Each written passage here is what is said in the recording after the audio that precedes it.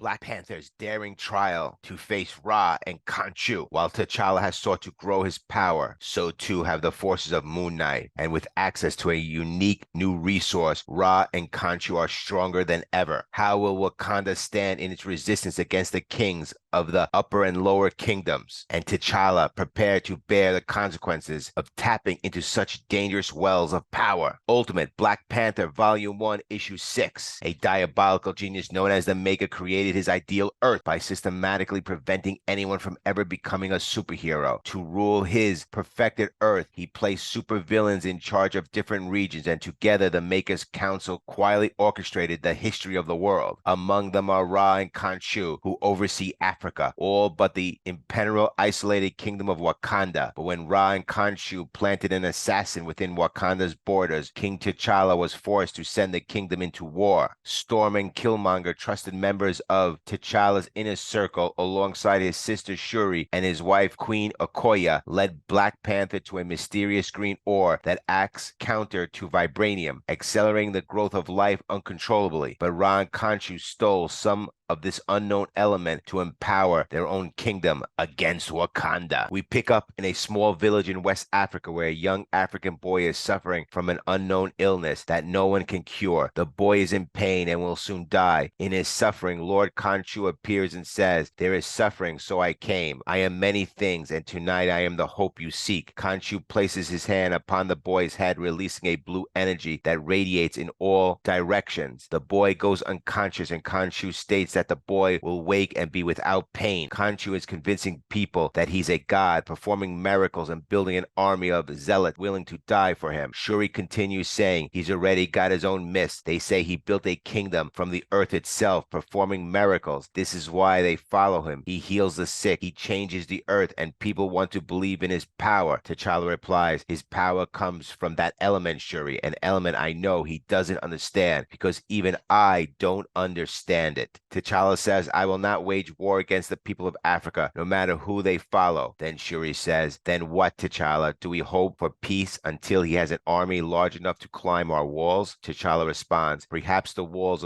are the problem. In isolation, we have allowed this. We remain in Wakanda while he walks among them. Why respect a king behind a wall when a god walks among you? Shuri says, you sound like Eric Killmonger. T'Challa replies, Eric's perspective makes more sense with every sunset. Shuri adds, I don't trust him, brother, just as I don't trust her. T'Challa says, Aurora, and what do you see in her? Shuri replies, power, certainty, and a little desire to share her thoughts with us. Very beautiful. T'Challa responds, I haven't noticed. Shuri says, then you should before it sneaks up on you. T'Challa continues, neither you nor Okoye has anything to fear from Eric and Aurora. They have come here to follow our laws. They fought by my side and saved my life. They have earned their places. Shuri replies, my king, may your wisdom be true. We transition to Eric Killmonger and Aurora Monroe, who are kissing in the sky. As Killmonger falls back onto his bed, he says, everything about Wakanda is comfortable. Aurora responds, comfort bothers you, Eric. Eric replies, only when I get too comfortable with it, Aurora. Aurora says, we have both earned a bed that isn't grass food. We don't have to kill, and nights where we can both close our eyes. Eric says, maybe you can help me appreciate this comfort. As they embrace and kiss. Then we go to the new temple of Ra. Ra says Wakanda will not be silent as we gain power. Brother Khonshu says, no, but their war is diplomacy. They will waste time, and in that time, more and more people will find their need. Ra says, before you conceal, I am not the one between us who seeks praise. Khonshu says, and what do you seek, Ra? Ra replies, power. Ra continues, this is a fragment, this is more, and Wakanda knows where it is, Khonshu says, but they do not know what it is or from where it came. Khonshu continues, let them keep faith in their talking panthers. Let's see our legions grow, this temple in the sun, and let them wonder what we will do. Ra says, you underestimate T'Challa. Khonshu replies, gather the willing, I will give them task, and you will see. I estimate him exactly. We then go to West Africa, where we pick up at the mineral refinery, heavily guarded by soldiers and mercenaries covering the entire ground. The forces of Khonshu charge in without regard for their lives or anything else in between. This quickly turns into an absolute